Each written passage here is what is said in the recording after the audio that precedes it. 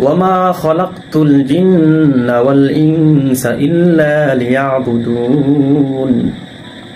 আল্লাহ বলেন, মানুষ এবং জিন জাতিকে আমি সৃষ্টি করেছি আমার ইবাদত করার জন্য, আমার দাসত্ব করার জন্য।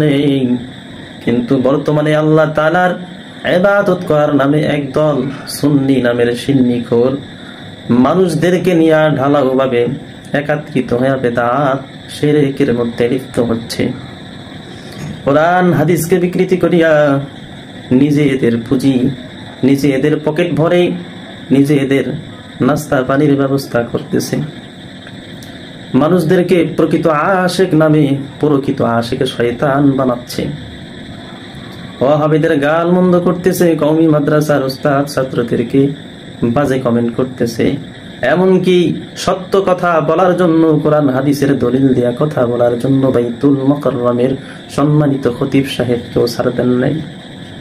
এত বড় উঁচু মাপের আলেমকেও কুরুচিকর কথাবার্তা বলেছে এই সুন্নি নামের সিন্নিখোর। এর সিন্নিখোরের দল কয়দিন সিন্নি খাইবা? মানুষ তো বোকা না, মানুষকে বোকা বোঝানো এত সোজা না।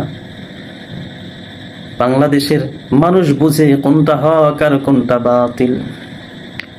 সামান্য গ্রাম্য মূর্খ মানুষদেরকে ভুলভাল বুঝাইতে পারো, কিন্তু কোন জ্ঞানী বুদ্ধিমান সোচ্চার ইমানদার মুসলমানদেরকে সব ভুলভাল বোঝানো যাবে না।